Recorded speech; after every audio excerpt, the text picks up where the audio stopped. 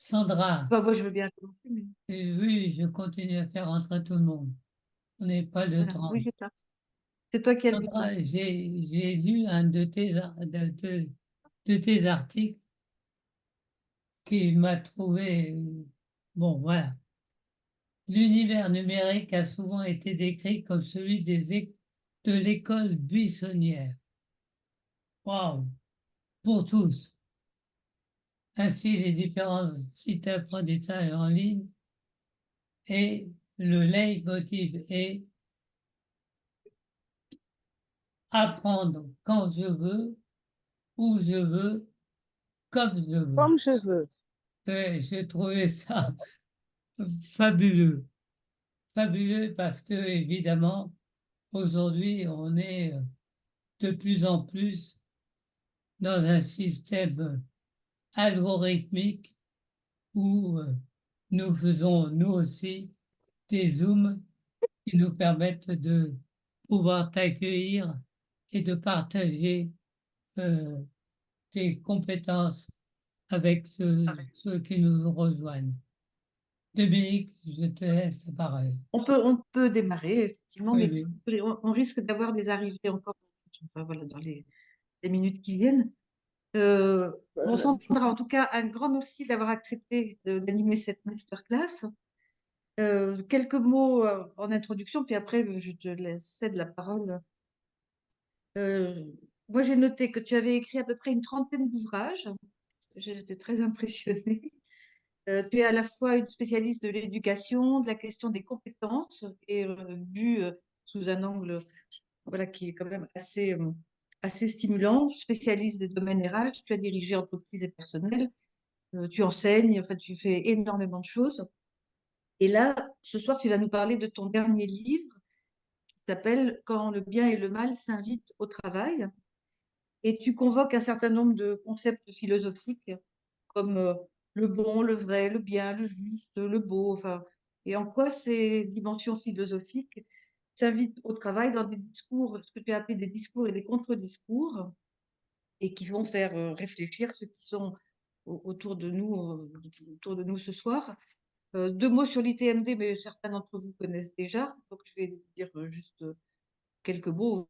Enfin, voilà, l'ITMD, c'est une association, je dis souvent la même chose, mais une association qui a une originalité qui est de regrouper dans des réflexions centrées sur les questions du travail, à la fois des opérationnels, des syndicalistes, des chercheurs et des consultants. Et moi, j'ai rejoint cette association, mais je ne vais pas vous parler de moi longtemps, mais j'ai rejoint cette association parce que je pense que c'est assez unique, justement, d'avoir cet échange et ce partage de points de vue entre je dirais, des acteurs qui parfois se retrouvent plutôt en face à face et plutôt dans des logiques de dialogue social, enfin, voilà, de dialogue social de façon générale. Donc c'est quand même une richesse de l'ITMD de réunir ces différents modes de pensée sur les questions du travail. Voilà. Sandra, je vais te laisser la parole. L'idée, c'est que tu interviennes entre 30 et 45 minutes, ça c'est toi qui dose, et qu'ensuite, par la magie des Zooms et des systèmes de cette nature, il puisse y avoir des questions qui te soient posées, soit par le chat du système, soit directement. Très bien. Bien, bah, merci beaucoup Dominique, merci Jean-Pierre. Donc d'abord, un grand merci pour cette invitation. Moi, je suis ravie de partager avec vous quelques réflexions, effectivement, qui sont parmi bon, c'est mon dernier livre, hein. Euh, voilà, donc je vais essayer peut-être dans un premier temps de vous restituer à la fois pourquoi j'en suis venue à écrire ce livre, les deux grandes parties, et puis simplement ensuite on pourra discuter. Et bien sûr, je suis persuadée qu'il y aura des tas de débats. J'ai toujours dit que quand j'ai publié ce livre, j'allais me fâcher absolument avec tout le monde. Parce que, en gros, effectivement, je ne prends pas vraiment position ni d'un côté ni de l'autre. Et voilà, donc je pense que le débat peut être tout à fait animé. En tout cas, c'est ce qu'on verra tout à l'heure. Alors, peut-être à l'origine de cette étude, hein, je ne parle même pas d'une recherche, mais plutôt d'une étude. Effectivement, comme Dominique l'a dit, j'ai travaillé pendant de très nombreuses années à la fois comme consultante, à la fois comme directrice d'entreprise et personnelle, mais aussi comme chercheur et enseignante. Donc j'ai été un peu des 2 côtés, de la barrière, je dirais. Et ce qui m'a toujours frappée, c'est, l'éternel retour d'un certain nombre de thèmes. En particulier dans l'entreprise, en particulier vis-à-vis des publics, de managers. Au fil des années, j'ai eu l'impression qu'on retombait éternellement sur les mêmes déclarations, sur les mêmes, comment dire? Désignation des grands problèmes et donc proposition de solutions. Et voilà, et au bout d'un moment, je me suis enfin, vraiment dit: «Mais pourquoi ces discours reviennent éternellement? Comment est-ce qu'ils sont fabriqués? Qu'est-ce qui fait qu'ils, tiennent si bien dans le temps? Qu'est-ce que ça révèle?» Et au-delà, finalement de leur contenu, qui peut prendre des formes un peu différentes, est-ce qu'on n'a pas affaire là à quelque chose qui est plutôt de l'ordre du discours moral, finalement de discours qui ont l'air d'être, extrêmement, pratiques par rapport à ce que peuvent vivre des populations de cadres, en particulier dans l'entreprise, mais qui finalement, relèvent plutôt de la façon dont on diffuse dans les entreprises, un certain nombre de normes, un certain nombre de, encore une fois, de morales, de discours sur ce qu'il est beau, bien, juste, vrai, important, voilà, de croire. Et je les ai plutôt regardés, ces discours, pour arrêter de m'énerver en disant: «Mais enfin, ça fait 50 ans qu'on nous dit la même chose».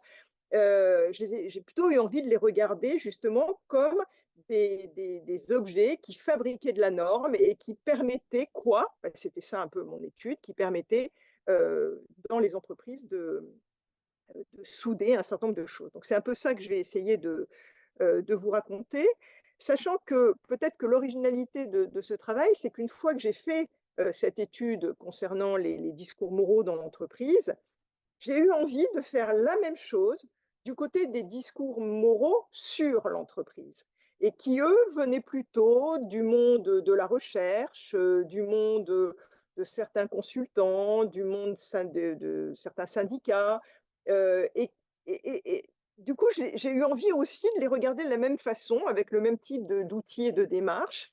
Et donc à chaque fois, je vais vous raconter, ces discours, mais le but du jeu n'est absolument pas de dire, «Ils ont raison» ou «Ils ont tort», mais plutôt d'essayer de comprendre ce que ça fabrique que, le partage de, ces fameux discours. Heu, donc voilà un peu l'esprit, hein, de ce travail, sachant voilà, évidemment, au bout d'un moment, ça devenait quand même intéressant de confronter un petit peu les discours dans l'entreprise avec les discours sur l'entreprise. Heu, voilà, alors ça colle plus ou moins bien, mais en tout cas, c'est ce que j'ai essayé de faire. Alors, peut-être une précision par rapport à ce que disait Dominique, parce que là, je veux être quand même très claire. Ce travail-là n'est pas du tout un travail, philosophique sur qu'est-ce que le bien, qu'est-ce que le beau, qu'est-ce que le juste, et cetera. Je n'ai absolument pas cette prétention dans cet ouvrage. J'ai un peu, je dois dire, utilisé ces termes de manière un peu générique et il est tout à fait possible de dire que ce que j'appelle le bon, il aurait fallu l'appeler le beau ou que ce que j'appelle le juste, il aurait fallu l'appeler le vrai. Voilà, donc là-dessus, c'est un peu un artifice, hein, soyons clairs. Heu, mais je ne suis pas capable de rentrer dans une discussion philosophique sur est-ce qu'on est vraiment sur le concept de beau ou le concept de bon, quand je parle de tel ou tel élément. Et puis, dernier point en introduction, comme, Dominique a eu la gentillesse de le rappeler, j'ai effectivement moi-même, pas mal publié et donc il est évident que je suis aussi partie prenante de cette littérature ou de tout ce que je vais, étudier là, hein. Donc je ne suis pas neutre par rapport à ce travail-là. J'ai été cataloguée à certains moments, plutôt du côté, du discours sur l'entreprise et puis à d'autres moments du discours dans l'entreprise. Certains ouvrages que j'ai pu, publier relèvent plutôt de la réflexion pour des managers et puis d'autres plutôt, s'interrogent sur des pratiques d'entreprise, en particulier sur les problématiques de formation, par exemple, voilà. Donc là aussi, il ne s'agit pas du tout de nier que, ce travail me concerne directement, et que c'est aussi une réflexion sur, après, X années de vie dans ce milieu, je dirais, qu'est-ce que j'avais aussi envie veux dire, sur mon propre travail. Voilà. Alors, premier temps de l'étude, quels sont les discours moraux qui m'ont interpellée ou en tout cas que j'ai repérés dans le monde de l'entreprise? Le premier discours, qui est un discours, encore une fois récurrent, c'est l'idée que, il est possible, il faut, il est essentiel de réconcilier, l'entreprise et ses salariés. Heu, ce qui est bien, ce qui est bon, c'est de penser le monde de l'entreprise comme un monde gagnant-gagnant. Un monde où, bien sûr, les salariés, vont être de plus en plus heureux si on fait ce qu'il faut et l'entreprise va être de plus en plus performante si les salariés sont heureux. Donc c'est cette idée qu'on peut parfaitement construire, un monde, où le bonheur serait un peu la clé du succès, où, c'est tout à fait possible et donc il faut œuvrer dans ce sens-là. Et ce discours s'adresse évidemment, aux managers en premier lieu, mais aux salariés aussi dans leur totalité, en disant: «Nous pouvons construire un monde merveilleux dans lequel, l'entreprise va se développer en rendant l'ensemble de ses collaborateurs parfaitement heureux». Alors, s'il y en a de temps en temps qui ne sont pas complètement heureux, c'est qu'ils n'ont pas bien compris quel était le sens du bonheur dans l'entreprise, mais c'est tout à fait, ce que nous devons viser. On va y arriver, il n'y a aucune raison que ça ne marche pas et ce mot de la réconciliation, va être un mot très utilisé, en particulier par, certains consultants qui vont justement œuvrer et expliquer comment, construire cette réconciliation dans le meilleur des mondes. Alors, bon, voilà un premier exemple de discours moral sur, ce qui est bon, hein, ce qui est bon, c'est cette réconciliation. Alors, il y a des variantes à ça. On va expliquer que pour réconcilier, eh bien, il faut donner un maximum d'autonomie aux collaborateurs. Donc l'autonomie va devenir, avec la responsabilisation souvent, c'est souvent ces termes-là qui vont être, utilisés, vont devenir, des clés de succès de cette réconciliation. Alors après ça, autonomie, alors attention, il ne faut pas non plus faire n'importe quoi avec l'autonomie, hein. C'est l'autonomie en tenant compte de la limite quand même du poste et puis il faut quand même que tout ça reste sous contrôle. Mais voilà, tout le monde va être très heureux dans sa petite zone d'autonomie, et puis on va pouvoir bâtir comme ça, ce monde, heu, en travaillant sur la responsabilisation de chacun à son niveau. Voilà, hein, et là, on va être dans quelque chose qui vraiment reflète le bon, hein. Un deuxième discours moral, je passe assez vite, hein, parce que sinon, je ne tiendrai pas dans le temps. Un deuxième discours moral qui m'a semblé, très, très fort aussi dans les entreprises, que j'ai catalogué comme, un discours sur le vrai, c'est, le discours autour du scientifique. Tout ce qui est scientifique, eh bien, c'est la vérité. Hein, voilà, dès que vous faites référence à la science, alors vous êtes dans le vrai. Alors c'est voilà, c'est quelque chose sur lequel on ne discute plus, tout ce qui est voilà, la science, c'est vrai. Alors évidemment, une fois qu'on a dit ça, il faut un peu développer parce que finalement, ce qu'on met derrière science, en gros, ce sont les sciences dures, hein, c'est ça les vraies sciences, soyons sérieux. Et donc il faut aussi des chiffres, c'est une deuxième caractéristique de la science. Et voilà, et dès qu'on est dans cet univers-là, on est forcément dans le vrai, on ne peut pas se tromper. Et donc c'est aussi une vision de la science comme quelque chose d'assez infaillible, qui serait un peu un tout, non discutable et non discuté. Donc, bah, vous voyez bien, quand même très, très loin, par exemple, de l'idée de recherche, parce que la recherche et la science, c'est pas forcément exactement synonyme. Heu, on passe sous le tapis le fait que, bah, à l'intérieur de la science et de la recherche, il y a énormément de débats et que c'est même constitutif, de la science. Que, bah, il y a des chapelles, que tout le monde n'est pas d'accord, que, il y a pas une science, il y en a, des millions, que la recherche c'est constitué, de confrontations, de dénégations, bon voilà, bon, non, on est dans l'entreprise avec l'idée que si vous invoquez la science, si vous dites que vous êtes du côté de la science, forcément vous dites vrai et avec des choses absolument fascinantes. C'est-à-dire que Si vous arrivez dans une entreprise, par exemple, en tant que consultant, en disant: «Écoutez, ce que je vais vous dire, je m'appuie sur des recherches», vous n'avez même pas besoin de les citer. Vous n'avez même pas besoin de discuter de ces recherches. Vous avez juste fait référence à des recherches et donc vous dites le vrai. Et puis, comme on est quand même dans un monde où justement la science, le vrai, ça a à voir, comme je le disais, avec les sciences dures, donc avec, heu, toute la place de l'ingénieur, hein, qui est quand même celui qui maîtrise, qui sait, qui a la science avec lui. Alors, dans des hiérarchies quand même assez affirmées, en tout cas en France, effectivement, le fait d'avoir été ingénieur ou d'être ingénieur vous donne autorité, finalement, quand vous parlez, y compris de sujets qui n'ont rien à voir. Parce qu'il faut quand même bien voir que dans la plupart des entreprises, ceux qui ont été embauchés, là je parle des grandes entreprises, hein, ceux qui ont été embauchés parce qu'ils étaient ingénieurs se retrouvent très souvent DAF ou directeur commercial ou directeur international. Ils font des tas de choses qui n'ont pas grand-chose à voir avec leur formation initiale, mais néanmoins, ce sont des scientifiques, donc là encore, indiscutables.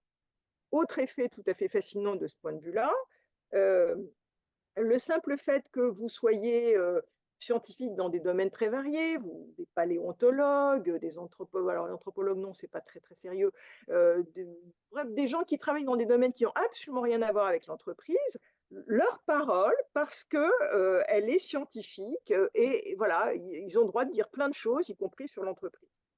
Moi, ce qui m'avait le plus frappé, c'était bien sûr le moment où on a été envahi par les neurosciences et où on a vu défiler dans les entreprises des discours absolument voilà, qui se succédaient devant les comités de direction et compagnie autour des neurosciences. Et dès que vous disiez euh, enfin, n'importe quoi, du moment que vous disiez le mot neurosciences dans ce que vous apportiez, et que c'était forcément la vérité sur comment il faut manager, comment il faut s'occuper des gens, comment il faut, voilà, avec des extrapolations absolument incroyables parce qu'on avait fait tel type d'études dans un labo. Alors forcément, ça allait nous expliquer comment les hommes fonctionnent. Donc c'est un petit exemple, mais qui était quand même assez effrayant en tant qu'effet de mode au moment où j'écrivais ce livre. Troisième exemple, du côté toujours des discours moraux dans les entreprises, tout ce qui est, alors c'est une association entre l'idée de nouveauté et l'idée de progrès. Il y a vraiment l'idée que ce qui est bien, c'est le progrès. Et ça c'est alors, mais c'est inscrit très profondément. Le progrès, le progrès, le progrès. On n'arrête pas le progrès. Il faut progresser. Si on ne progresse pas, on régresse. Le progrès, le progrès. Et quand vous essayez de comprendre ce que c'est que ce fameux progrès, très souvent, il est associé à la nouveauté, hein. On va se sortir des problèmes, on va pouvoir amener du progrès parce qu'on va importer quelque chose de nouveau. Et alors là, la porte est ouverte. Du moment que c'est nouveau, forcément, ça va faire progresser l'entreprise. Alors vous avez des tas d'exemples autour de ça, hein. Comment dire, recycler toute une série de problématiques qui sont vieilles comme l'Antiquité, en disant ben, nous, on a une nouvelle façon de traiter le truc, et cette nouveauté fait qu'on va progresser. L'entreprise est un lieu où il y a des injonctions paradoxales. Ben voilà, moi j'ai un nouveau truc pour vous dire comment il faut diminuer les injonctions paradoxales, et forcément ça va être magique. Les jeunes ont besoin d'avoir un équilibre de vie. Ah bah ok, voilà, j'ai un nouveau truc qui va, bon, juste 50 ans qu'on dit ça, mais c'est pas grave, c'est un truc nouveau. Et si c'est nouveau, alors c'est du progrès. Et il y a vraiment cette fascination pour voilà, pour ce qu'on a juste habillé autrement, et qui revient en boucle. C'est ça ce que je vous dis au début qui est absolument fascinant. C'est-à-dire que quand vous faites la liste de ce qui est considéré comme nouveau, si vous avez plus de 50 ans, vous avez déjà vu le truc 10 fois, quoi. Enfin, donc, vous ne comprenez pas comment les managers continuent à y croire et à penser qu'on va résoudre un problème qui en fait est un vieux problème en disant qu'on a une nouvelle solution et qu'on va progresser grâce à ça. Donc il y a beaucoup de choses aussi autour de ces discours-là dans l'entreprise, c'est vraiment le lait du travail de consultant, hein, de repérer ce qui peut être considéré comme nouveau et qu'on va à nouveau traiter, voilà, avec justement des solutions qui sont a priori complètement nouvelles.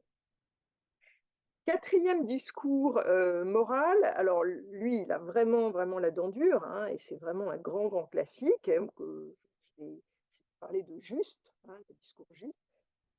C'est le fameux discours sur ah, mais si on a des problèmes ici ou si les autres ont des problèmes, ça, c'est parce que ça manque de sens. Il faut donner du sens. Voilà, voilà.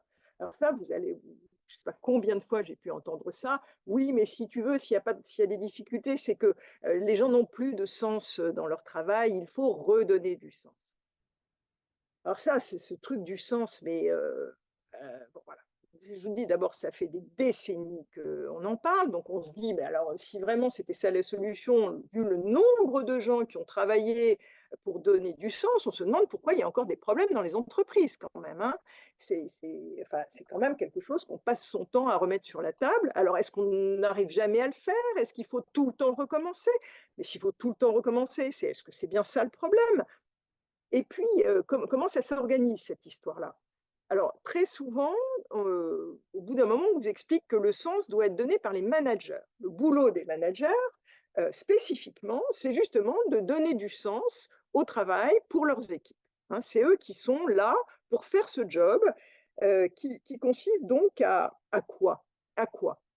Bah, finalement, à faire qu'on puisse accepter ce qu'on nous demande et qui est pas toujours évident, qu'on puisse, faire que les gens acceptent les contradictions entre ce qu'on m'a demandé hier et ce qu'on me demande aujourd'hui, faire qu'on me désigne un horizon, merveilleux dans lequel, bah, voilà, l'entreprise sera réconciliée, dans lequel on aura fait des progrès, dans lequel, je ne sais pas quoi. Et puis d'abord, cette expression de donner le sens, enfin, ça se donne du sens. Il y a des gens qui vont vous donner, qui vont vous apporter comme ça, là, vous nourrir, ouvrez la bouche, je vais vous mettre du sens. Cette représentation, si vous voulez, autour de cette histoire du sens est quand même tout à fait étonnante et vraiment résiste, hein, parce que, je veux dire, bon, on en parlait encore il y a 10 ans, on en parle aujourd'hui, on en parlera dans 10 ans. Enfin, on a l'impression que c'est un leitmotiv absolument inusable dans les entreprises, où on vous explique que s'il y a des problèmes, c'est parce qu'on n'a pas assez donné de sens et qu'on va refaire un projet d'entreprise et puis qu'on va travailler sur les valeurs et que quand on aura identifié les valeurs, alors tout le monde aura du sens et ça va marcher et on sera dans ce monde merveilleux réconcilié. Voilà, alors si vraiment c'est ça le sujet, pourquoi on y est encore, quoi? Enfin, ça fait, je vous dis, 40 ans que chacun a son idée sur comment on va donner du sens. Donc, qu'est-ce qui se passe derrière cette histoire-là? On sait aussi dans enfin, je reprends les travaux de Weick ou de Laroche, enfin des gens comme ça, qui ont vraiment montré que l'essentiel du travail du manager, c'est un travail d'interprétation, hein, qu'il est là pour interpréter ce qui n'est pas compréhensible ou ce qui n'est pas clair, ou etc. Donc, est-ce que c'est autour de ça qu'on est en train de parler, de donner du sens? Mais dans ce cas-là, bah, voilà, parlons de ça, parlons de ce travail d'interprétation. Je terminerai avec un dernier exemple de discours moral que j'ai intitulé Le beau. Alors, le beau, c'est une esthétique de l'efficacité que je trouve très, très importante dans l'entreprise et qui s'exprime souvent avec cette formule. Écoutez, je ne sais pas pourquoi, je ne sais pas, mais ça marche. Voilà. Ben, oui, le développement personnel, envoyer les gens, les cadres, se former au charisme, en 3 jours, oui, c'est vrai qu'on pourrait en discuter, mais ça marche, hein. Oui, on ne sait pas très bien pourquoi, quand on fait ci ou ça, mais ça marche et le «ça marche», qui est vraiment c'est beau en soi, quoi, hein. Ça rejoint des discours comme le discours sur l'art du management. Il y a plein de trucs, on ne sait pas très bien. Heu, D'ailleurs, on ne va pas trop chercher, mais ça marche. Alors et puis ça suffit, quoi, ça suffit. Le «ça marche» suffit en soi pour dire: «C'est beau, c'est bien, on n'a pas besoin de chercher plus loin, tout va bien». sachant que derrière tout ça, on ne sait pas ce qui marche, on ne sait pas ce qui ne marche pas, on ne sait pas ce que ça regroupe, on ne sait pas les causes et puis les conséquences de ça marche.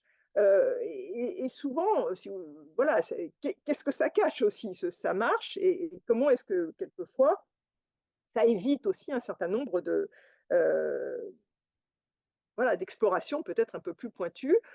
Je vais prendre un exemple banal, mais qui m'a occupé des dizaines d'années, c'est la question de l'évaluation de la formation dans les entreprises. Voilà, former les gens, ça marche, c'est indispensable, essentiel, fondamental, j'en suis évidemment convaincue. Mais quoi? Qu'est-ce qui marche avec la formation? Les gens sont plus compétents, mais alors, allons-y, allons regarder s'il y a un lien entre la formation et le fait qu'ils soient plus compétents. Ils sont plus contents, bon, OK, mais alors du coup, qu'est-ce qui marche dans la formation? Heu, c'est quoi ce qui marche? Et pour le savoir, bah, il faudrait évaluer autrement qu'on ne le fait aujourd'hui quand on évalue, c'est-à-dire très, très rarement. Et il faudrait évidemment aller faire plus que, dans le meilleur des cas, des évaluations à froid où on va demander à 3 managers s'ils sont contents que leurs équipes aient été en formation, et aux mêmes équipes si elles sont contentes d'avoir suivi les formations, sans aller regarder de près quel est le lien entre cette satisfaction et puis ce qui s'est passé réellement dans la formation. C'est un tout petit exemple, mais vous voyez, voilà typiquement quelque chose qui, dans l'entreprise, pour moi, relève du discours moral.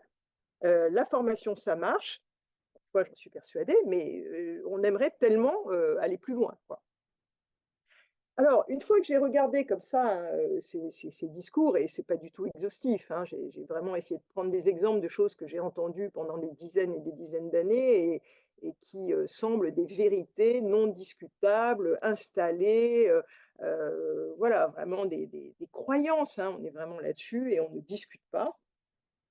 Et j'ai essayé de voir comment ces discours sont cohérents entre eux, et comment en fait ils tissent une sorte de trame, de tissu extrêmement solide, parce que finalement derrière tout ça, il y a quelques idées fortes qui se développent et qui sont répétées d'un discours à l'autre, d'une logique du beau à une logique du bien, à une logique du vrai. Finalement, est-ce qu'on ne dit pas un peu les mêmes choses?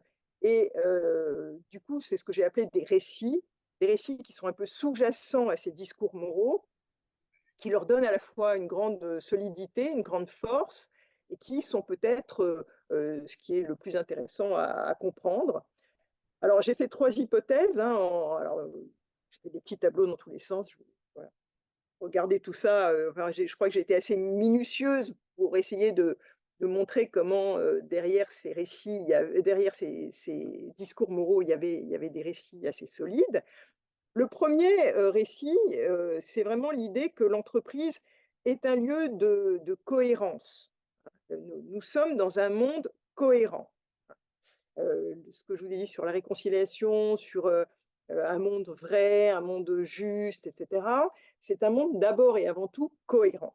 Et l'entreprise a besoin de ce récit, de sa propre cohérence, et elle va donc, à mon sens, l'appuyer par des discours moraux qui viennent confirmer en permanence que oui, on est dans un monde où on sait garder, développer une cohérence.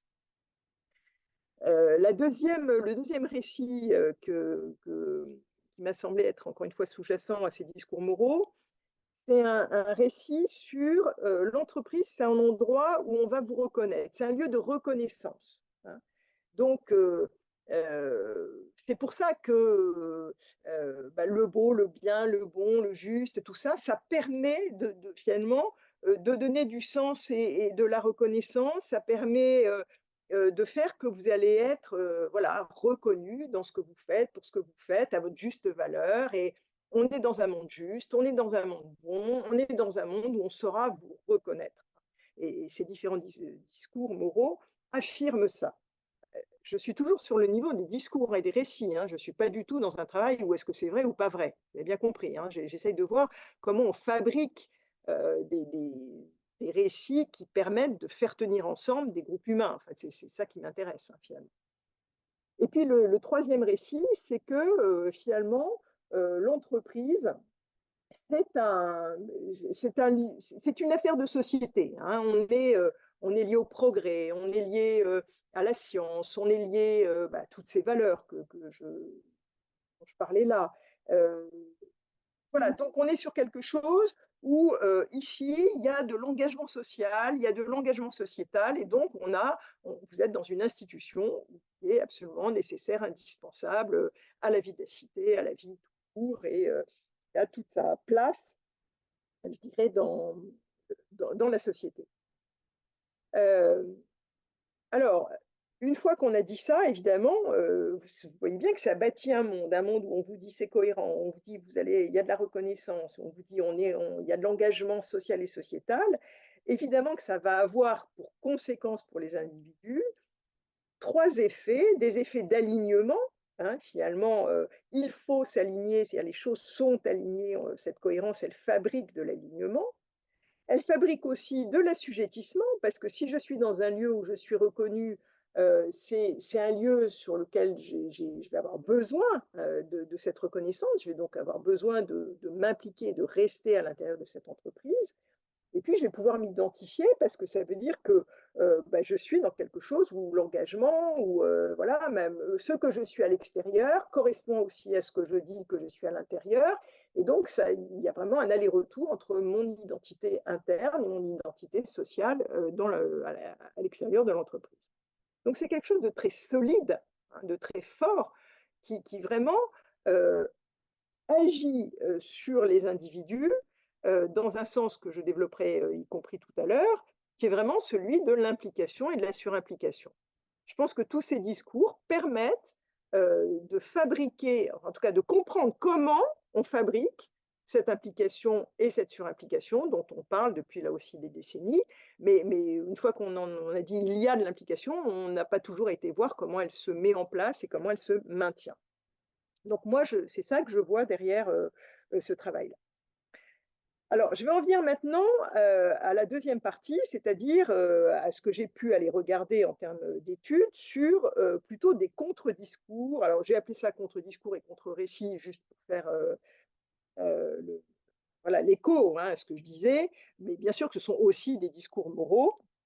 Simplement, ce sont des discours tenus par des individus qui parlent de l'entreprise, donc c'est un discours sur l'entreprise, et non pas un discours à l'intérieur de l'entreprise, ou en direction des managers essentiellement, parce que tout ce que je vous ai dit, c'est d'abord pour les managers et puis ensuite pour l'ensemble de l'entreprise. Alors, du côté de ces contre-discours, en fait, ces discours moraux tenus sur l'entreprise, alors là aussi, il y a un certain nombre voilà, d'énonciations qui sont complètement inscrites et qui sont très très forts, hein, et sur lesquels il n'est pas bon de discuter parce que ce sont là encore des vérités, ce sont encore des choses qui s'imposent à la réflexion. La première chose, c'est que finalement le travail tue. Le travail, c'est quelque chose qui a à voir avec la souffrance, qui a à voir avec l'exploitation des plus faibles, qui est profondément donc dangereux. Et donc, le discours moral, le bon sur le bon, eh ben, c'est de dénoncer le fait que le travail est quelque chose qui tue, qui amène de la souffrance, etc. Alors, ce discours, bien sûr, s'est beaucoup développé après France Télécom et sur des réalités que, encore, je ne discute absolument pas. Ce que je voulais juste mettre en lumière, c'est que pour toute une partie de cette littérature, hein, puisque j'ai oublié de vous dire, mais j'ai essentiellement travaillé sur la littérature existante, qu'elle soit, enfin, j'ai pris à la fois des ouvrages de consultants, à la fois des chercheurs, à la fois des discours d'articles, etc., etc. C'est vraiment là aussi cette histoire-là, c'est non discutable. Hein. On part, c'est un point de départ. Hein. On commence à penser, mais une fois qu'on a posé ça comme une vérité non discutable, impossible comme je le disais tout à l'heure, l'entreprise est un lieu de réconciliation merveilleux. Ben là, le travail tue, point barre. Et puis ensuite, on va évidemment avoir tout un discours fin pour montrer pourquoi, comment, etc., etc. Mais voilà, c'est le premier discours moral. Le deuxième discours, là aussi très ancré, c'est la vérité, hein, sur le vrai, la vérité est entre les mains des gens qui sont en bas de l'échelle. C'est eux qui savent, c'est eux qui savent ce qu'est le réel, c'est eux qui savent ce qu'est la vraie vie, c'est eux qui savent, c'est eux qui détiennent la vérité.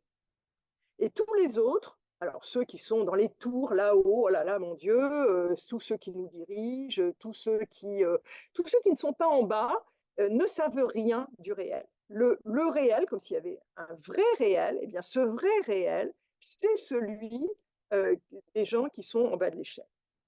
Euh, une illustration très, très rapide, c'est toute la distinction sur laquelle on travaille tous, je pense, qui est celle de la distinction entre le prescrit et le réel. Elle renvoie à ça. Et c'est une distinction qui est très peu discutée, hein, justement, dans la plupart des travaux. Il y a le prescrit, c'est pas bien, c'est faux, et puis il y a le réel, ça c'est vrai. Hein, voilà. Et on pense comme ça de manière un peu manichéenne entre le prescrit, qui est l'affaire de ceux qui dirigent, qui ne comprennent pas grand-chose, au réel, qui est ce que vivent les gens pour de vrai. Et les choses sont complètement scindées. Euh, c'est avec ce prisme-là qu'on regarde les pratiques. Troisième discours, contre-discours moral, c'est que dans l'entreprise, tout est manipulation.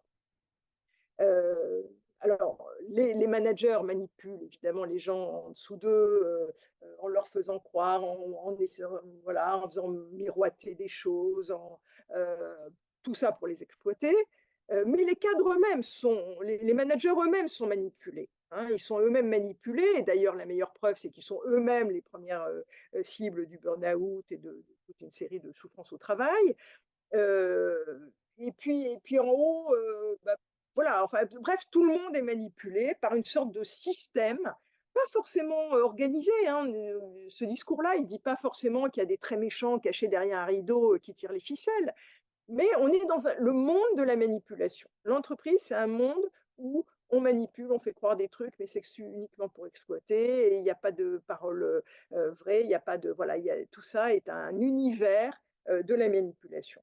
Et pourquoi c'est un univers de la manipulation? Et ça, c'est un quatrième discours moral, c'est parce que tout est jeu de pouvoir dans l'entreprise. Hein. On peut lire l'ensemble de ce qui se passe dans une entreprise à la lumière du prisme des jeux du pouvoir. Évidemment, dans les jeux de pouvoir, bah, c'est quand même les plus puissants qui gagnent, et c'est quand même les autres. Alors oui, d'accord, Crozier nous a rassurés sur le fait que tout le monde avait un peu de pouvoir, mais enfin quand même, tout ça, ça a une finalité, pas une finalité, mais une conséquence qui est le maintien des inégalités. Et toute la structure organisationnelle est pensée, ou en tout cas fonctionne, pour que surtout on maintienne les inégalités et que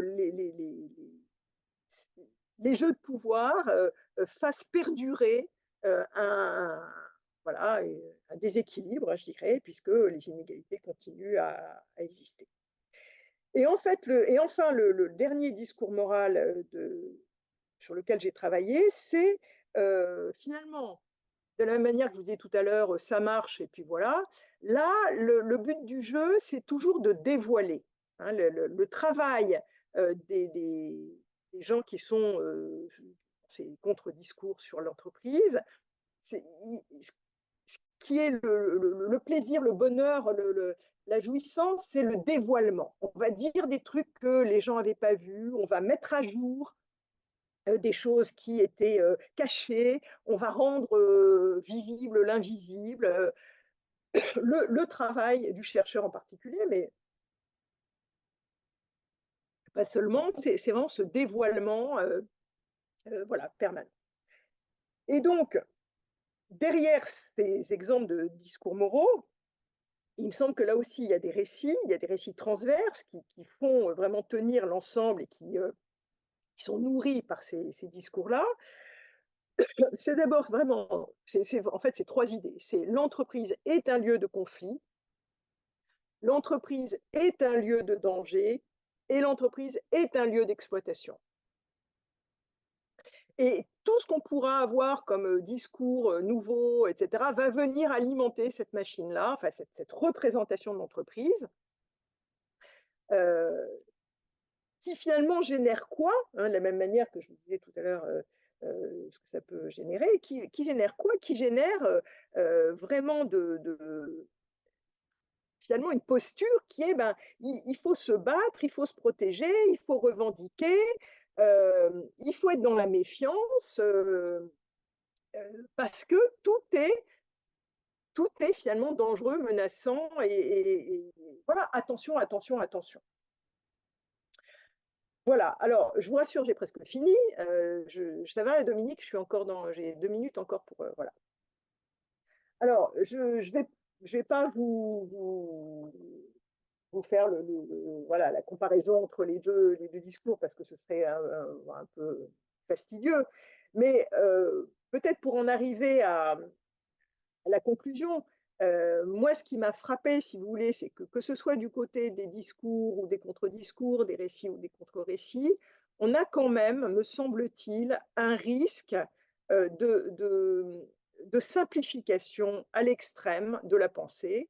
Alors, à l'extrême, j'exagère un peu, mais on a ce double phénomène, finalement, triple phénomène, hein, de simplification, d'implication, parce que dans les deux côtés, il y a évidemment une très forte implication, et finalement, ce qui me frappe beaucoup, c'est que souvent, il n'y a pas de distance critique par rapport à tous ces discours-là.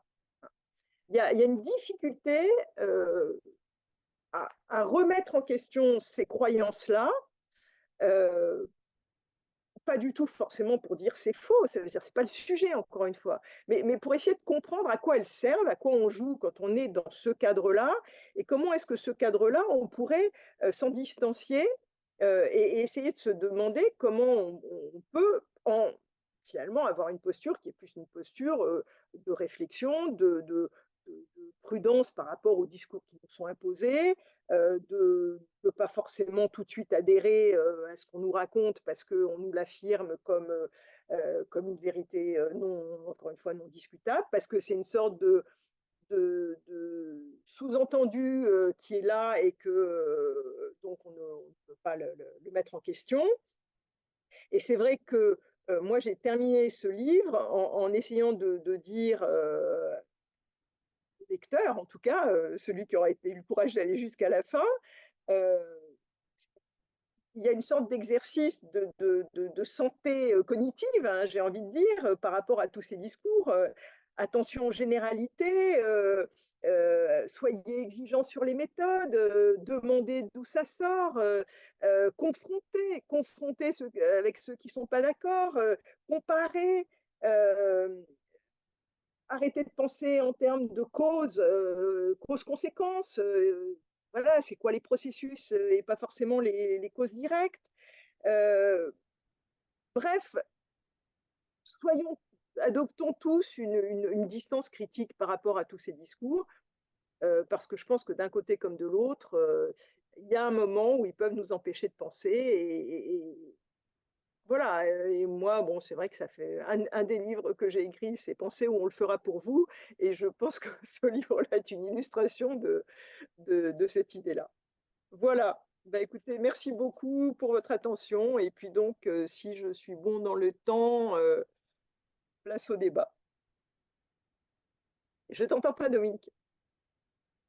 Pardon, je remettais mon micro. Je dis, on a du temps pour les questions. Merci Sandra, en tout cas, de nous, de nous inciter à penser et à regarder justement ce prêt-à-penser que tu as listé ou inventorié et qui nous incite à réfléchir.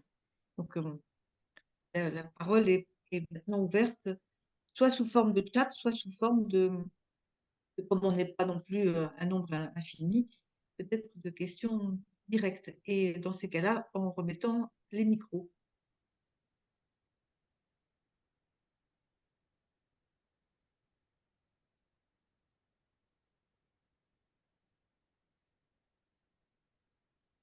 Alors moi, pour lancer le débat, j'ai une question sur, tu disais que ces discours relèvent d'une permanence, en fait. Euh, Or, alors c'est aussi un discours qu'on entend tout le temps qui est aujourd'hui, ça a changé, la nature du travail est différente, justement les nouvelles technologies ou les nouveaux moyens de travail à distance vont changer considérablement les choses. J'ai envie de te demander ce que tu en penses à l'aune justement de ces vérités et contre-vérités. Mmh, Je pense que oui, je pense qu'effectivement le travail à distance, c'est un vrai changement et que ça a un impact sur la relation au travail. Alors là-dessus, il y a pas de doute. Heu et c'est justement la différence entre, quelque chose qui n'est pas de l'ordre du discours moral, mais qui est bien de l'ordre du constat. Après ça, le vrai sujet, c'est est-ce que c'est un progrès? Est-ce que parce que c'est nouveau, c'est un progrès? Ce qui à un moment a été beaucoup dit, hein, on disait voilà, on reviendra jamais sur le travail à distance parce que, voilà, les gens veulent, hein, et puis bon, ben, au bout d'un moment, on vous dit: «Ben oui, non, enfin, c'est un peu plus compliqué que ça, il faudrait que les gens reviennent» et bon. Et donc là, j'ai envie de dire le discours, que moi j'aurais, interrogé, ça aurait été le discours sur: «C'est formidable parce que c'est nouveau». Ouais, bon, mais voilà, à partir du moment où on le regarde autrement, je ne suis pas du tout en train de dire qu'il y a rien de nouveau dans l'entreprise. Je dis juste, que voilà, qu'il y a un certain nombre de leitmotifs sous-jacents, eux, ne sont pas nouveaux. oui, Bien, bonsoir. bonsoir. Jamila. Oui, oui, Jamila. Merci beaucoup pour votre exposé. Et j'aimerais juste vous poser une question sur donc vous déroulez ce discours sans substance historique, c'est-à-dire que dire que le travail tue, vous voyez, c'est une histoire, ça s'inscrit dans l'histoire de l'usure professionnelle, de la dureté, vous voyez, hein, du début de l'ère industrielle, etc. Et donc, je vois ça comme un risque ou un biais, vous voyez, à déshistoriser. Ces discours sont ancrés hein, dans des réalités, bien sûr, ils peuvent l'excéder, ils peuvent, vous voyez, le rôle de l'histoire, parce que justement, une mise en commun, hein, faire œuvre commune, ça a été une grande histoire. Hein, vous voyez, sans la question de l'usure, il n'y aurait pas de médecine du travail. Et donc, du coup, vous voyez, ça invite à une surenchère, sans compter le contexte français qui, effectivement, nous avons une tradition vous voyez, de rapport de force, hein, parce que c'est une construction aussi vous voyez, des forces en présence qui se sont construites hein, dans l'action, hein, parce que travailler, c'est faire quelque chose. Hein. Le monde du travail contraint. Donc, voilà, je voulais juste faire cette remarque hein, sur la question de voilà, le risque vous voyez, d'un biais Tout à voilà, fait. Non, mais non ancré dans l'histoire. Merci beaucoup en tout cas. non, non, mais vous avez entièrement raison et c'est toute la différence entre mon travail qui est un travail très superficiel puisqu'il ne rentre pas à l'intérieur, du pourquoi, du comment, de d'où ça vient et cetera et cetera. Et c'est un travail c'est une étude encore une fois qui capte des comment dire? Des croyances, enfin des oui, des phrases toutes faites qui sont mises en amont. Après ça, quand on rentre à l'intérieur de chacun des thèmes, hein, de chacun des thèmes, parce que sur chacun des thèmes, on pourrait avoir une démarche, on devrait avoir une démarche beaucoup plus approfondie, à laquelle d'ailleurs, que je trouve essentielle. Donc là, c'est pas tout à fait mon objet, encore une fois, de dire, «Mais ça vient d'où? Comment ça s'est construit? Donc est-ce que c'est vrai? Est-ce que c'est pas vrai?» et cetera et cetera. C'est je suis pas là-dessus parce que là, d'abord, j'aurais dû écrire au moins, 40 ouvrages, uniquement sur ces sujets-là et puis ce serait prendre la croyance comme un objet d'étude, ce qui a pas été mon travail là. Et bien sûr que les dimensions historiques sont fondamentales, bien sûr que ça en plus, quand je dis: «C'est là depuis longtemps», bah, le travail tue, c'est pas là forcément depuis, 75 ans. Enfin, bien sûr que chacun de ces thèmes, a une histoire propre, hein. Donc merci de votre remarque, c'est très important. Franck Notin, vous avez levé la main, n'hésitez pas à lever les mains. Allez-y, vous branchez Oui, votre micro. oui, merci beaucoup. Alors, merci. C'était à la fois passionnant, très éclairant et un peu, comment dire? Moi, je Mais dirige une société de conseil et de formation en management. Donc j'ai vraiment l'impression de lire, d'avoir vous avez décrit mon quotidien et contre quoi, je me dis: «Peut-être qu'il faut se battre» et donc tout ça, les sentiments sont un peu mêlés. Donc bon, en tout cas, merci. Mais alors moi, j'ai quand même une question parce que finalement, les récits, alors peut-être que c'est pas l'objet de votre travail, mais les récits finalement ne sont-ils pas nécessaires? Et ma question est, pour aller plus loin, si on se donne pour objectif de travailler à réduire ces récits ou en tout cas d'en réduire leur portée, toxique, si je puis dire, est-ce que finalement, ils ne seraient pas remplacés par d'autres récits, Si, si, tout à fait. qui de toute façon, par le jeu des interactions et de tout ce qu'on a dit, font que alors je suis sociologue des organisations de formation, donc mais donc Je sais. voilà, donc du coup, bon, finalement Crozier, il a un peu raison aussi, hein, mais Oui, oui. donc quand il va chercher quand même finalement, bon bref, je vais pas voilà, c'est un peu ma réflexion. Voilà. Mais évidemment qu'une organisation a besoin de récits, évidemment. Évidemment qu'un un milieu professionnel a besoin de récits. Enfin, on n'existe que, au travers de ça, donc vous avez entièrement raison. Et quand je dis que, ces récits permettent, de fabriquer de l'implication, de l'alignement et cetera, ils ont une utilité évidente. De toute façon, sinon je pense qu'ils disparaîtraient. Donc vous avez tout à fait raison d'insister là-dessus. Tout ça sert à quelque chose, sans tomber dans un fonctionnalisme, bête, et simpliste, hein. Mais, moi, j'ai juste essayé de ne pas les prendre au premier niveau, mais de comprendre dans quoi ils s'inséraient, quoi, à quoi ils servaient, qu'est-ce qui si vous voulez, moi, ce qui me fascine dans l'entreprise, ça je le dis depuis longtemps, c'est c'est bourré de gens super intelligents. Enfin, les grandes entreprises, que je connais, voilà, il y a plein de gens, fabuleusement intelligents et tout. Et puis, ils achètent, ils écoutent, ils sont admiratifs, devant des discours, d'une platitude ou redit 1000 fois. Enfin, moi, ça me fascine ce truc. Ça me fascine. Et c'est ça que j'ai essayé de comprendre. Euh, Comment des gens aussi intelligents peuvent réentendre encore une fois les mêmes soupes, les mêmes trucs, les mêmes. Qu'est-ce qui se passe?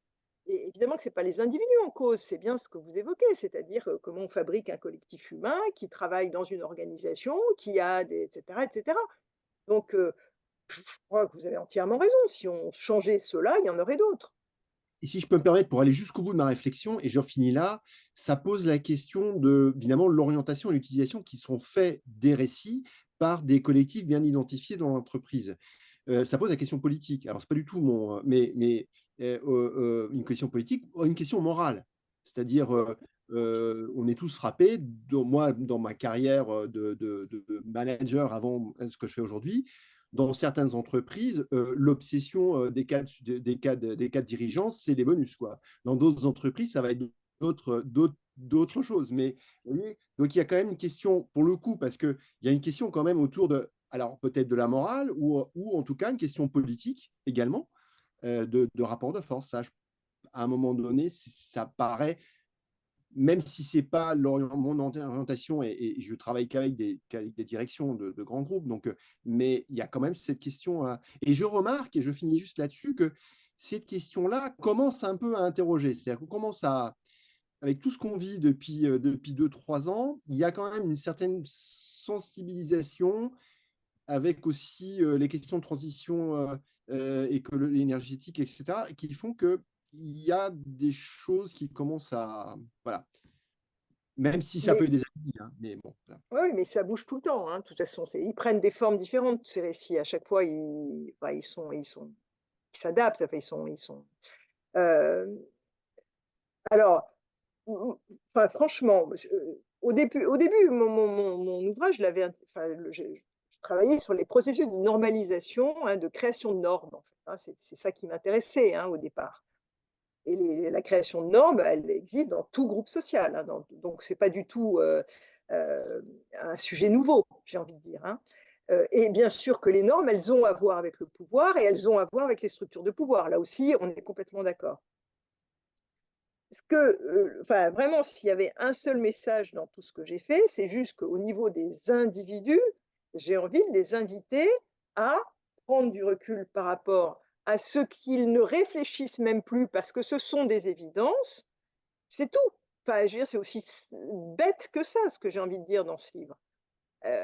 Quand on vous ressort pour la 3000e fois, le fait que l'entreprise est un lieu de réconciliation, bah, vous avez le droit de poser des questions, vous avez le droit de discuter, vous avez le droit d'interroger ça, vous voyez, c'est voilà et Mais, après ça mais, oui. Mais parfois, j'ai envie de vous dire là, en tant Attendez, Isabelle, s'il vous plaît, Ah, d'accord. levez la main parce qu'il y a On beaucoup lève de la main monde. comment? non mais allez-y, allez-y. Je vous Oui. donnerai la parole après. CHB, vous pouvez brancher votre micro Oui. Et votre caméra? et Oui, votre alors, caméra, ça serait je, bien. Ah, super. je sais pas, on va me voir peut-être avec une lumière un peu bizarre. Bonsoir à C'est tous. pas grave. Toi? Euh, bonsoir madame, merci pour votre exposé. Ma question, elle porte sur ceux qui énoncent les discours et les contre-discours. Est-ce que j'ai l'impression qu'il est possible aujourd'hui, peut-être plus qu'il y a une dizaine d'années, que les mêmes personnes, en fonction du lieu où elles sont, énoncent à la fois les discours et les contre-discours dans des temps très proches, c'est-à-dire dans la journée, sont en capacité d'avoir un discours que vous avez écrit comme étant dans l'entreprise, et le soir, un discours sur l'entreprise. Est-ce que vous Ouais, avez constaté ça ou pas? Voilà. Je vous remercie, madame. ouais. Non, non, c'est une très bonne remarque et je pense que là, on est quand vous dites ça, ça veut dire qu'on est, au niveau de la personne. On est moins au niveau du justement du discours, construit pour être, véhiculé de manière un peu plus, neutre, c'est pas le mot parce que c'est justement pas ça, mais, impersonnel, je dirais, hein. Et bien sûr qu'à partir du moment où moi, le constat que je fais, c'est que tout ça a quand même un effet très fort sur les processus d'implication.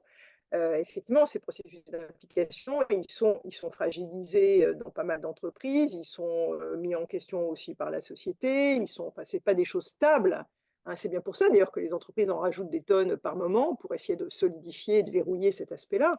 Mais les individus s'échappent aussi de cette, emprise autour de l'implication. Vous voyez, quand je dis emprise, je suis déjà dans un discours, pas tout à fait neutre, bon et cetera et Mm. cetera. Donc, mais on est tous pris là-dedans. Donc, oui, oui, je suis complètement d'accord avec votre remarque. Effectivement, heu, il y a des tas d'individus qui sont pas du tout, dupes, hein, de ce qu'on peut leur raconter dans l'entreprise et puis dans l'autre sens aussi, il y a aussi des gens qui, disent: «Mais finalement, est-ce que vraiment, tout le monde est exploité? Est-ce que vraiment il y a pas des gens qui se débrouillent très bien là-dedans?» Enfin, vous voyez ouais, génial quoi, les gens réfléchissent, donc c'est ça un peu que ça veut dire et sont capables de s'abstraire.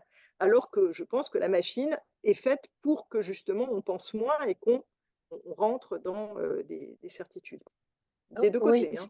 oui, si je peux juste rebondir, pardon, c'est que je ne sais pas si les gens pensent ou si les gens se retrouvent enfermés dans le paradoxe de la cohabitation de ces deux discours. Je ne sais Oui, pas. peut-être. C'est une Ouais. question totale, hein. Ouais, ouais, oui, ouais, ouais. Je suis doctorante, alors je Ouais, oui, tâtonne. peut-être, Voilà. peut-être, ouais. Ouais, ouais. OK, Merci, madame. Merci. merci. Jean Besançon. Bonsoir Jean. Bonsoir Sandra. Bon, Jean Besançon, le fondateur de l'IODC. Bon, d'abord un petit mot personnel pour Sandra. C'est juste un petit régal de t'écouter à chaque fois. Tu trop gentil. Ça fait du bien, tu ne veux pas savoir. Donc, ça, c'est vraiment important parce que on a besoin d'être inspiré. Voilà. Je fais mon boulot pour ça, parce que l'IODC, c'est, finalement, si je résume, ce qu'on fait, c'est comprendre ce qui se pratique ailleurs pour mieux agir chez soi. C'est pas il y a un bien, il y a un mal. Voyons comment se débrouillent les autres et comment je pourrais mieux faire chez moi. En t'écoutant, j'ai pensé deux choses. D'abord, en réaction à ton premier discutant qui a dit, oui, mais en même temps, nous, les êtres humains, il faut bien qu'on ait un récit qui nous tienne. Et d'ailleurs, je pense que la civilisation, on n'a plus beaucoup de grands récits qui nous tenaient, comme au XXe siècle, et ça va pas très très bien sur la planète. C'est compliqué. Et alors, ce qui est difficile, c'est que toi, tu nous invites beaucoup, c'est évidemment quelque chose qui me va très bien, à penser le et, à pas penser le ou. C'est-à-dire, le travail, ça peut être parfois très très pénible et parfois génial. Enfin, et je pense que les gens qui sont au boulot, ils sont. Alors, ça a été dit par la précédente intervenante, je crois que les gens sont intelligents en fait, ils ne sont pas idiots du tout. sur, sur les bullshit qu'on leur raconte, etc., etc. N'empêche que, et tu le sais bien, même quand on va tout en bas de l'échelle, une aide-soignante dans un hôpital ou dans un EHPAD, je vis ça d'assez près pour l'instant, si elle est dans des conditions où elle peut bien faire son travail, elle est contente de sa journée. Et si elle est dans des conditions où ça ne va pas, c'est pas bien. Alors, du coup, là, tu m'as donné une idée parce que il y a une des choses que tu n'as pas dites et que moi j'aurais dites, qui me surénerve personnellement, c'est tous les discours dans les entreprises et les organisations publiques, c'est exactement pareil, c'est non, mais avant c'était comme ça, mais là depuis 20 ans tout a changé. Alors ça, c'est un discours qu'on entend tout le temps, tout le temps, tout le temps. Et d'ailleurs, un dirigeant en règle générale, quand il arrive, il va changer les choses naturellement et il dit non mais avant c'est différent, mais maintenant ça va être complètement autre chose. Alors, c'est ça. Comment on fait ensuite quand on en est à la énième réorganisation? Et du coup, ma réflexion, je voulais avoir ton avis, c'est qu'il n'y a pas très longtemps, j'ai discuté assez longuement avec, je fais intervenir à l'UEDC mon ami Norbert Alter, que tu connais, que je vénère, et son premier bouquin, il y a très longtemps, il écrit pas mal de bouquins comme toi, moins quand même, mais enfin, il en a écrit.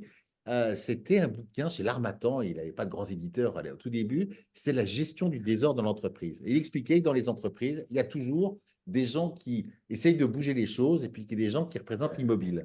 Et je me suis dit, en fait, il y a des gens qui ont pensé à ça il y a 5000 ans, c'est les hindous. Alors, je ne suis pas un spécialiste de la religion hindoue, mais l'Inde, c'est un pays où plus on y va, moins on comprend. Mais il y a des millions de dieux, mais il y a au moins une chose qui est intéressante. Chez les hindous, il y a une trilogie à l'origine. Et ça, c'est intéressant. Il y en a un, au début, c'est Brahma. Brahma, c'est le souffle, on va dire, c'est le sang. Et il n'est jamais représenté. Il n'y a que 2 statues dans le monde de Brahma. Dieu sait que les hindous aiment les statues quand même. Il n'y en a que 2. Et ça, il n'est jamais là, mais il est fondamental. C'est celui qui donne le souffle au début. Puis après, tu as 2 dieux, enfin, les têtes de dieux, naturellement, qui sont complètement contradictoires. Mais là, les hindous l'avaient déjà pensé il y a 5000 ans. Il y a Vishnu. Vishnu, c'est celui qui maintient. Il est toujours représenté allongé. Il a des cobras qui lui sortent de la tête. Et lui, il maintient ce qui est. Il a plein d'avatars, Krishna, qui se tape toutes les petites filles. Mais bref, c'est Vishnu. Et puis, à côté de lui, il y a Shiva, qui est tout aussi puissant, qui est le dieu de la mort, de la destruction, de la danse, et de l'amour. Enfin bref, c'est un dieu schumpeterien, quoi. Et les hindous pensent tout ça il y a 5000 ans. Et je me dis, dans les organisations, en fait, et peut-être dans nos modes de pensée, il faut peut-être arriver à ça, à retrouver ces trilogies où, des fois, on n'a pas envie de changer ce qui est là. Il faut en même temps qu'il y ait de la vie, donc de la mort aussi, et il y a le souffle. Et je suis très curieux que dans plein d'organisations, on dit mais tout a changé depuis 20 ans, et on ne dit pas non, mais ça fait depuis 5000 ans que les êtres humains ils se débattent avec ces trucs-là. Qu'est-ce que tu en penses? Alors écoute, Jean, franchement, je ne vais pas te répondre, je serais bien incapable, mais je trouve ça très, très sympa tout ce que tu racontes, enfin, très, comment dire, ça fait penser, quoi, c'est super, mais je suis incapable de répondre. Enfin, cette question de la permanence des choses et du changement, c'est un éternel débat. Qu'est-ce qui est nouveau? Moi, ce que j'ai beaucoup rencontré, c'est cet hymne à la nouveauté. Si c'est nouveau, c'est forcément bien. Voilà, ça j'ai beaucoup rencontré, mais avec ce que tu dis de déni par rapport à ce qui a pu être avant ou dans certains cas d'idéalisation à l'inverse, hein, c'était mieux avant, etc. Enfin, on a le même mécanisme dans l'autre sens, quoi. Mais Merci. merci en tout cas pour cette belle image. Merci Sandra. Roxane, et puis on a 2 chats. Alain qui voulait aussi. Et- Donc Alain a levé le doigt comme ça. Non, je me trompe? Allez-y, Roxane. Et Alain, peut-être. Roxane, il faut que tu mettes ton micro. Ouais. D'abord, merci, bien sûr. Alors, j'ai une question très pragmatique. Vous avez dit que les contre-discours, vous les avez puisés dans la littérature. D'où viennent les discours que vous avez évoqués dans la première partie? Donc ça, c'est une question pragmatique. Et puis, dans votre conclusion, vous dites, j'ai envie d'inviter tous les individus à réfléchir sur leur discours qu'ils tiennent donc depuis fort longtemps. Est-ce que vous avez une idée de comment on pourrait inviter à réfléchir, comment on pourrait faire réfléchir tous ces individus dont vous parlez? Alors, sur la première question, donc ça, je l'explique bien dans le bouquin, toutes les sources que j'ai utilisées.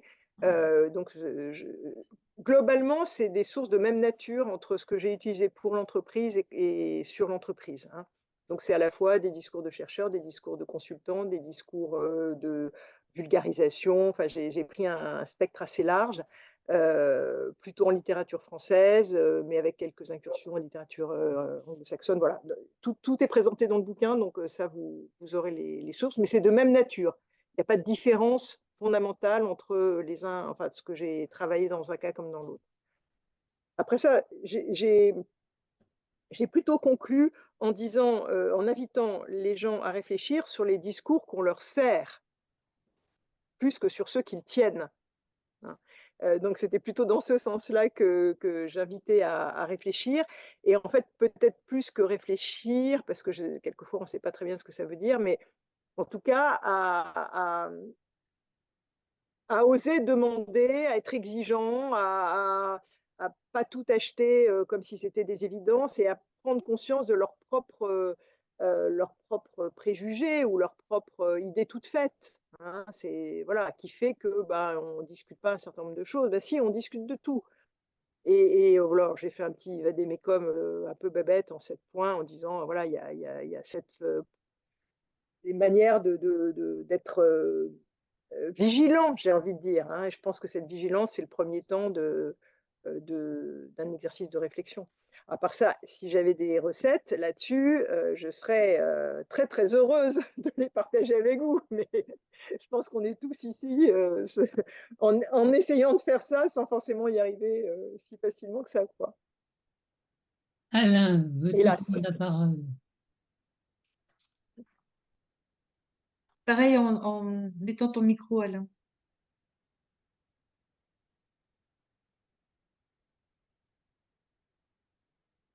Alain, on t'entend pas, ah voilà. Oui, c'est bon? Oui, c'est oui, parfait. C'est bon?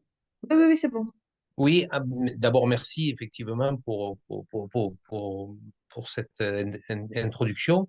En fait, moi je me posais la question si ces discours ils marchent pas tout simplement, ils marchent parce que tout simplement, mis à part peut-être nous là des gens qui sont présents ici, mais on n'a pas de débat public depuis des années et des années sur la question du travail, quoi. Est-ce que c'est pas justement la faiblesse du débat général, public sur le travail qui fait que justement ces discours continuent à marcher encore aujourd'hui, quoi. Quand je dis ça, je fais référence à deux choses. Au moment du Covid, tout le monde s'est posé plein de questions sur le travail, justement. Et on a vu, on a vu qu'il y avait des métiers qui étaient importants alors que jusqu'à maintenant, ils étaient dénigrés. Et puis, quand il y a eu le conflit sur les retraites, tout le monde a dit, ah, mais peut-être que, en fait, la problématique, c'est le travail. C'est pas simplement que les retraites, mais c'est pas pour autant qu'on a eu un débat public et un débat politique, un débat syndical, etc., sur le travail. Personne ne vient sur ces questions-là, quoi. Quand je dis le travail, c'est-à-dire son contenu, son sens et son organisation, quoi. Donc, est-ce que c'est pas justement parce que voilà, il y a cette faiblesse-là qui fait que ça marche encore tous ces discours-là et qu'effectivement on réfléchit pas sur ces discours et on les interroge pas les uns comme les autres, quoi. Oui, je pense que c'est une très bonne remarque, hein.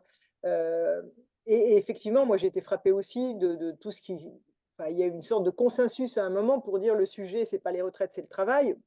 Bon, l'un n'exclut pas l'autre quand même, mais bon, passons. En revanche, je pense quand même que dans les entreprises, ces discours, ils sont nécessaires euh, pour faire tenir quelque chose, hein, ce qu'on évoquait tout à l'heure avec Franck Notin.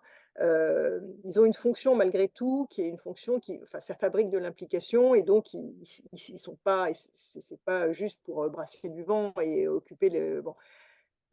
Mais ça n'empêche, enfin, c'est un autre sujet que ce que vous dites. Oui, vous avez raison. C'est-à-dire que plus il y aurait d'occasion de mettre tous ces sujets-là sur la table et d'avoir vraiment des confrontations, voilà, des gens pas d'accord sur c'est quoi ce qui fait que le travail, blablabla, et plus on serait armé pour justement prendre de la distance critique, réfléchir voilà, et ne pas tout avaler. Ça, c'est évident, évident. À part ça, c'est un discours, c'est un débat difficile, à mon avis, à construire. Peut-être à cause aussi de ce que je disais là, c'est-à-dire qu'à un moment, il y a des positions tellement, c'est même pas idéologique, enfin, si, c'est ce que je raconte, c'est quand même de la fabrique de l'idéologie, hein, mais que c'est dur d'écouter, de s'écouter, de sortir de ses convictions.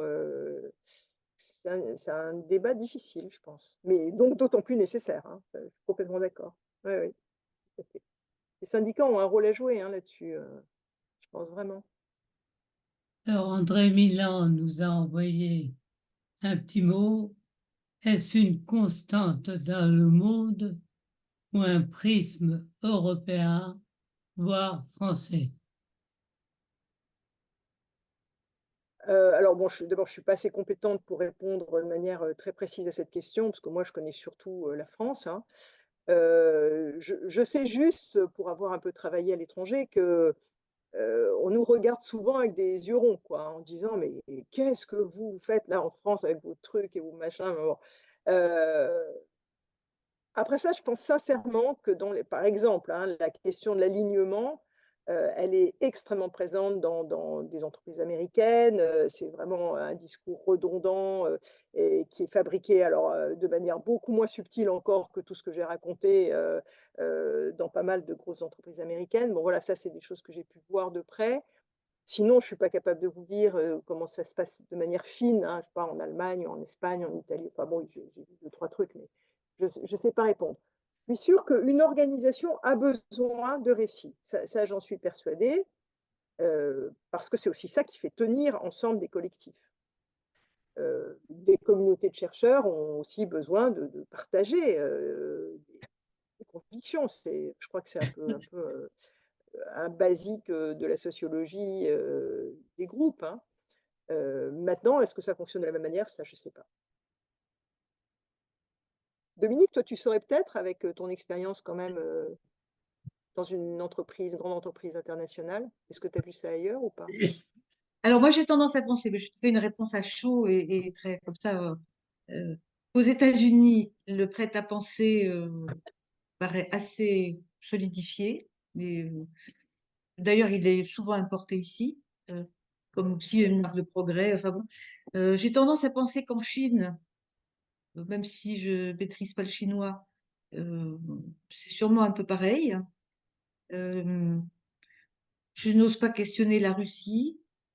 Enfin bon, je sais pas. Mais enfin voilà. Moi, j'avais envie de te poser une question sur un autre plan, qui est si c'est sur cette invitation à laquelle tu nous convies là, sur le discernement par rapport au discours, soit que l'on porte soi-même, soit que l'on reçoit. Est-ce qu'il y a dans l'entreprise, de ton point de vue, des fonctions qui peuvent jouer ce rôle de mise en perspective, enfin, la fonction RH, la fonction, pour les connaître un peu, la fonction communication interne?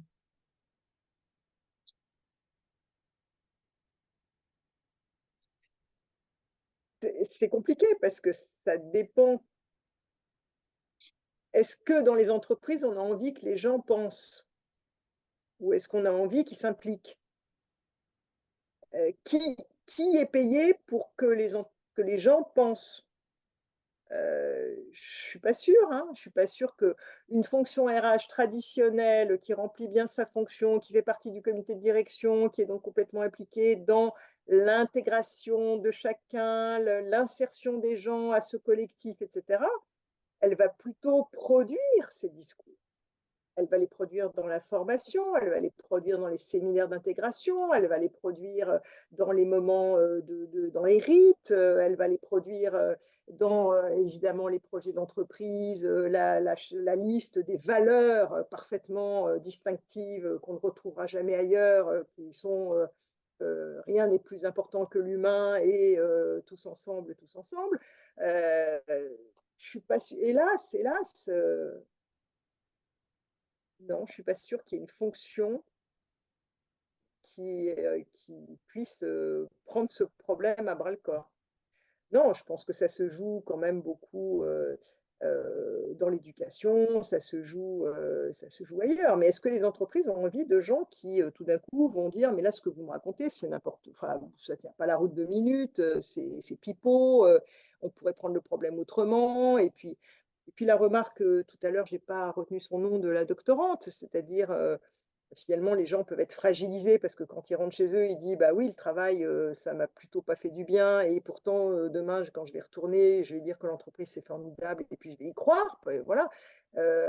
Est-ce qu'on va fragiliser encore plus à l'intérieur même de l'entreprise?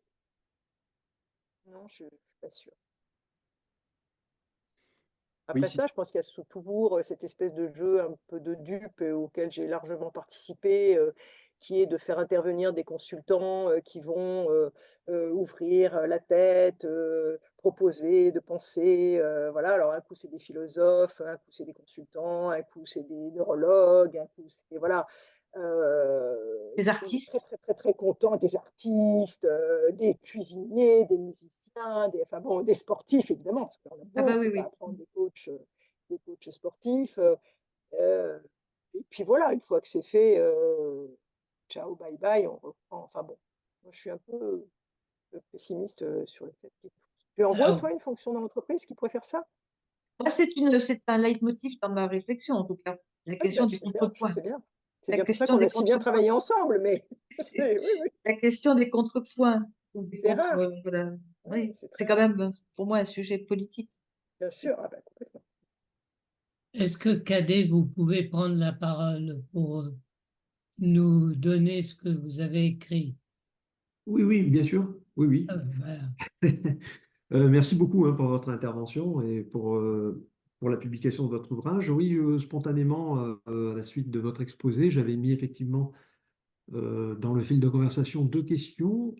Je me demandais si tout ce qui a trait un peu à l'écologisation du travail, des pratiques professionnelles, le fait de devoir adopter des éco-gestes, agir de façon plus responsable, je me demandais si on n'avait pas là un exemple de discours moral, quoi, dans l'entreprise en développement aujourd'hui. Alors c'est un récit nécessaire, hein, pour faire écho aux échanges. Mais en même temps, on peut parfois avoir le sentiment que c'est pas suffisamment discuté. Bon, il y a une sorte, parfois, dans certains milieux professionnels, il y a une sorte de compétition à celui qui va être le plus écolo. Il y a aussi, qu'est-ce que ça signifie écologiser ses pratiques dans tel ou tel milieu professionnel? Voilà, c'était ma première question.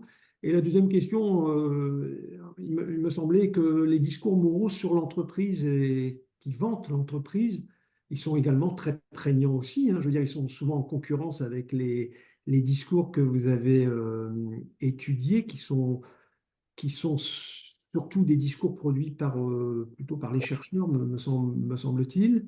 Mais depuis au moins les années 80, il y a quand même beaucoup de discours moraux sur l'entreprise qui vendent beaucoup l'entreprise. Alors, ces 2 formes de discours sont en compétition, ils se rencontrent peut-être pas suffisamment pour, voilà. Mais voilà, c'était plus une remarque. J'avais un peu le sentiment aussi qu'il y avait quand même beaucoup de discours moraux sur l'entreprise qui vendent beaucoup l'entreprise. Oui, oui, tout à fait. Vous avez tout à fait raison sur le deuxième point.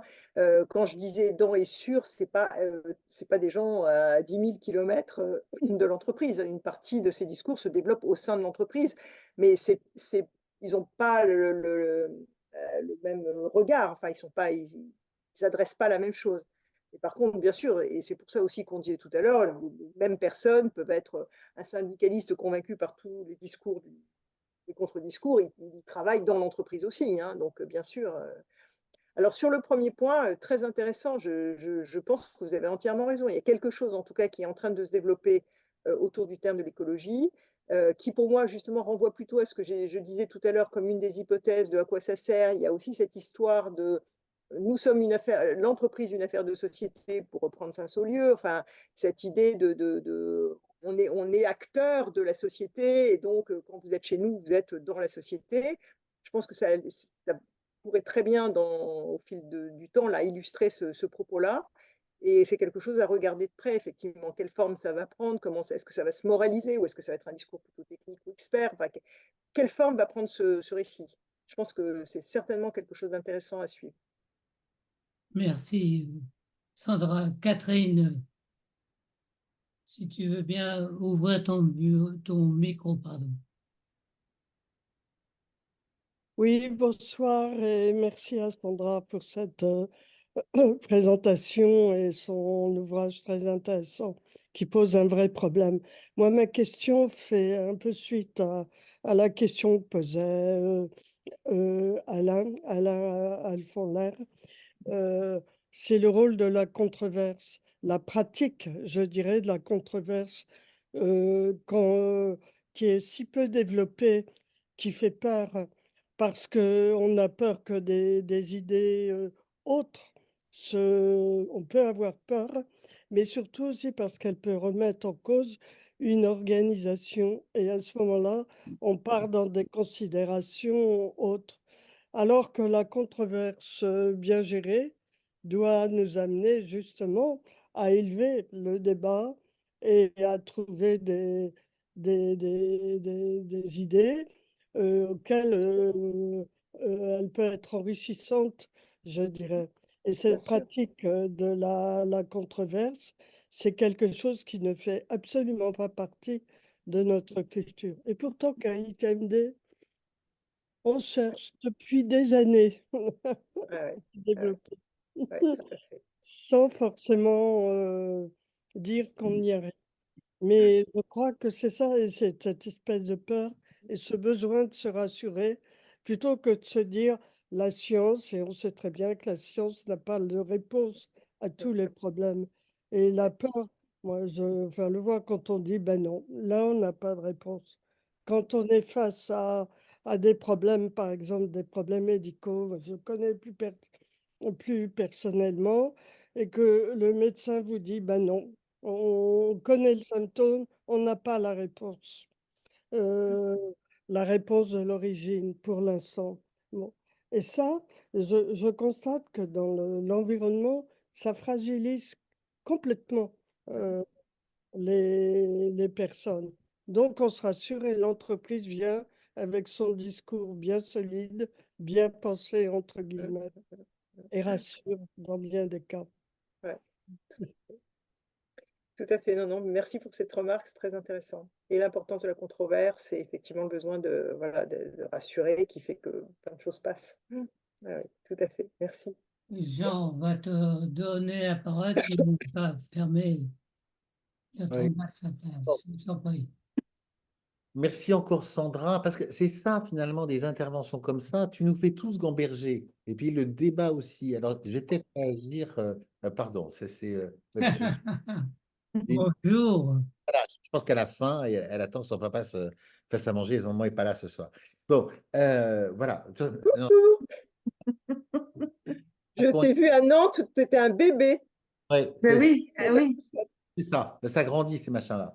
Alors, Incroyable. je vais essayer de rester concentré. Tu me permets que je termine, Ariane? Merci beaucoup. Bon, voilà, bon, je vais parler tranquillement. C'est en fait, je te dis, quand Dominique a posé une question en disant où est-ce qu'il y a un lieu ou une instance qui pourrait se charger, on va dire de la dispute, de la controverse, enfin au sens où l'on entend livre clos ou d'autres. Alors je me dis, c'est une question absolument essentielle et c'est une question, on n'y arrive pas. Catherine Arnaud, tu viens de le dire, on n'y arrive pas dans les entreprises. On pourrait dire c'est le COMEX. Mais je pense, Sandra, tu as suffisamment l'habitude des grandes entreprises, et Dominique aussi. Bon, non, le COMEX, c'est pas un endroit où on discute. C'est pas du tout. Alors, je me dis, comment on s'en sort? D'autant Intéressant à analyser d'ailleurs, à regarder. Donc, je bah, demande un COMEX parce qu'en général, c'est plutôt l'obéissance qui est au Ouais, rendez-vous, hein. complètement. mais ça, c'est un sujet qui me travaille. Alors, il y a une conviction que j'ai depuis longtemps, puis vivre avec une protestante me le fait réactiver, c'est qu'en France, on a un pays très profondément catholique. Et là, il y a un bouquin qui m'a éclairé infiniment, c'est Emmanuel Todd avant qu'il dérive, L'invention de l'Europe, 1989. C'est chez les protestants, pour pouvoir accéder aux livres, parce que les protestants, il faut accéder directement aux livres, il faut savoir lire. Et ensuite, je ne sais pas comment ça s'appelle, un culte chez eux. Bon, il y a livre, on discute, et le pasteur, c'est un passeur, il organise la discussion. Chez les catholiques, pour ceux qui sont allés à la messe quand ils étaient petits, ça n'a absolument aucun sens de discuter ce que dit le prêtre, mais rien. Et il y a un mystère. Donc, on a cette culture-là que naturellement, on retrouve totalement transposé à l'école. Ça n'a aucun sens que les élèves discutent ce que dit le maître, etc. Et puis, ça continue jusque dans l'entreprise. Donc, je me dis, au sein de l'entreprise, on n'y arrive pas. Les syndicats, c'est évidemment ce qui pourrait être le lieu qui permettrait de la controverse, mais on voit bien comment c'est organisé. C'est pour ça qu'Yves Clos disait qu'il faudrait un tiers-lieu, enfin un endroit où on discuterait des questions du travail. Il resterait les syndicats, mais il resterait les questions du travail. Mais moi, mon intuition du moment, c'est que même ça ne va pas être possible parce que c'est trop compliqué. Et donc, les discussions, je trouve, avancent quand, ce n'est pas ma trilogie tout à l'heure, mais quand il y a 3 pieds dans la discussion. Donc, il y a les directions, il y a peut-être les organisations syndicales, enfin, ce qui représenterait les salariés dans l'entreprise, pas forcément les OS d'ailleurs. Et puis, le tiers-lieu, ça pourrait être le territoire. Ça, c'est une chose que je pense depuis beaucoup parce que, pour tout un tas de raisons, c'est les parties prenantes qui ont quand même à voir avec le fait qu'une usine est implantée ici, fait ça, bien ou pas bien, etc., et que le territoire. Alors, c'est complètement obscène de dire ça aujourd'hui, mais je pense que quand on est à 3, c'est beaucoup plus facile de discuter que quand on est à 2. Qu'est-ce que tu en penses, toi, Sandra? Oui, oui, bah, sur le principe de quand on est à 3, on discute mieux qu'à 2, ça je suis complètement d'accord. Enfin, en tout cas, 2 qui s'opposent, voilà, on sait bien le rôle du troisième. Après ça, est-ce que c'est le territoire? Je pense que ça dépend quand même beaucoup des entreprises. Tu prends une grande banque, je ne suis pas sûre que… Enfin, bah, tu vois, ça ne peut pas être une généralité, quoi. C'est ça que je veux dire. Je pense qu'à chaque fois, il faut essayer d'identifier effectivement ce que pourrait être ce tiers. Et ce n'est pas toujours évident qu'il ait suffisamment de légitimité, hein, voilà, pour peser dans le débat, enfin, pour ne pas être simplement celui qui passe la parole et qui reformule. Oui, Bon, c'est pas évident, quoi. question est Mais juste. oui, alors quelqu'un suggère les clients. Bah Clients, oui, oui, voilà, c'est les une bonne question. clients, ça peut être une très bonne idée. Ouais. Non, il faut qu'on Les accepte. consommateurs, en tout cas. Oui, ou peut-être, enfin, on voit bien l'entreprise à mission, quelles sont les parties prenantes d'une entreprise, enfin, toutes ces discussions qu'il y a Oui, sur tout à fait. ça, Ouais. dit, peut-être que la sortie, elle est là, et tu as raison, c'est pas du tout la même chose si tu es une petite boîte agroalimentaire en Bretagne et si tu es une banque sociale comme la Société Générale. Mais cette question de la discussion, alors, il y a une bonne nouvelle. Alors, tu n'en as pas du tout parlé. Moi, je trouve que c'est une bonne nouvelle d'aujourd'hui, là, que la Covid nous a amené. C'est que dans les entreprises, elles ont un petit souci quand même aujourd'hui, c'est que les gens ne veulent pas y aller ou ne veulent pas rester. Et ça fait se poser des questions. C'est vrai chez Airbus, c'est vrai enfin, partout, enfin, vous le savez, c'est ça. Donc ça, comme dirait mon ami Alain Alfonler, que j'ai été heureux d'entendre là tout à l'heure, bah, du coup, il faut reposer la question du boulot. Ça, la question du travail, ça intéresse. C'est un sujet qui intéresse tout le monde. Oui, tout à fait. Et peut-être que les 3 seraient le prescrit, le réel et le personnel. Oui, pourquoi pas.